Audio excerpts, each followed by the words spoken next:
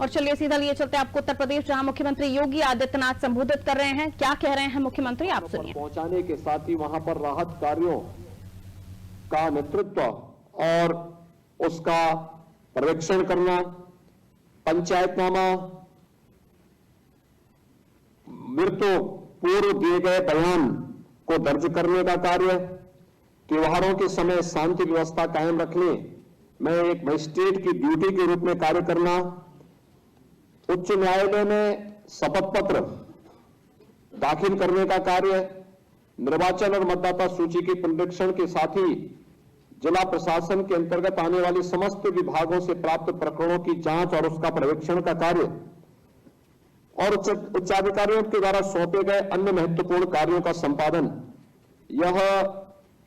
नायब तहसीलदार के स्तर पर संपन्न होते हैं। यानी इतना महत्वपूर्ण कार्य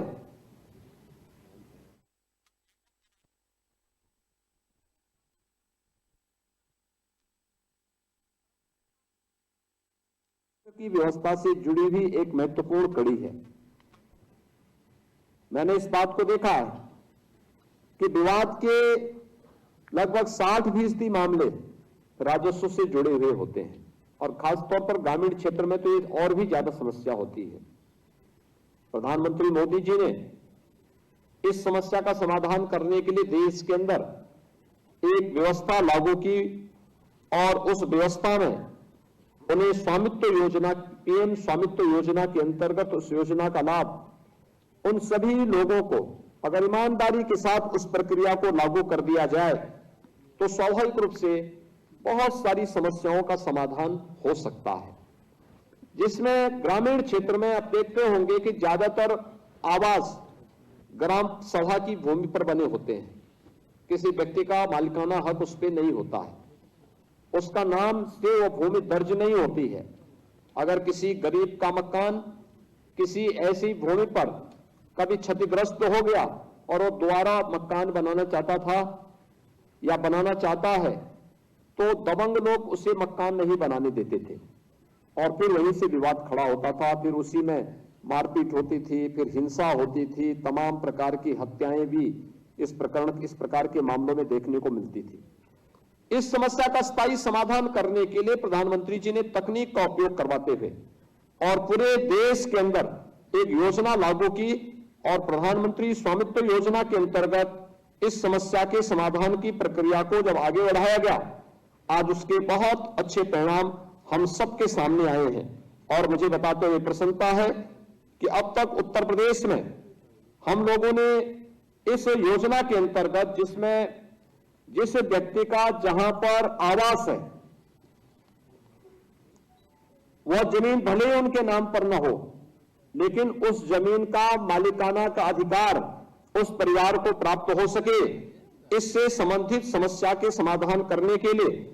प्रदेश ने अब जो कार्रवाई अपनी प्रारंभ की है और इस कार्रवाई के बहुत अच्छे परिणाम हम सबके सामने आए हैं। और मुझे बताते हुए प्रसन्नता है कि अब तक प्रदेश में 16,267 ग्राम पंचायतों के 24,19,889 ग्रामीण आवासीय अभिलेख यानी घरौनी हम लोगों ने उन लोगों को उपलब्ध करवाई है जिनके नाम से कभी अपने मकान की जमीन नहीं थी, उस जमीन को उनके नाम पर करवाने में हम लोगों ने सफलता प्राप्त की है। अभी तो आपने देखा होगा प्रधानमंत्री जी के हाथों से हम लोगों ने 2 लाख ऐसे परिवारों को इस आवासीय अभिलेख उनको उपलब्ध करवाने की एक बड़ी कार्रवाई को संपन्न किया है। प्रदेश में अब तक हम 24 लाख से अधिक परिवारों को इस सुविधा उपलब्ध करवा चुके हैं। इसमें हम ड्रोन सर्वे करवाते हैं और ड्रोन से एक एक घर का सर्वे करने के बाद फिर गांव की खुली बैठक होती है। खुली बैठक में आपत्तियां आमंत्रित की जाती हैं, ऐसा नहीं कि एक तरफा होता है, और फिर गांव की समस्या का जड़ से समाधान का रास्ता और जड़ से समाधान के रास्ते को आगे बढ़ाने की प्रक्रिया के साथ सरकार ने जब इस प्रक्रिया को जोड़ा है, आज उसके बहुत अच्छे परिणाम भी सामने आ रहे हैं। प्रदेश सरकार ने इस दौरान 64,366 हेक्टेयर भूमि से जो अवैध अतिक्रमण थी, भूमाफियाओं से इस प्रकार की भूमि को मुक्त करवाने की कार्रवाई भी प्रदेश के अंदर की है। और ये जो अतिक्रमण से मुक्त भूमि है, ये प्रदेश का एक लैंड बैंक बना है। लैंड बैंक का मतलब अब इसी भूमि पर सरकार अपना वहां पर उद्योग लगा सकती है, स्कूल बना सकती है,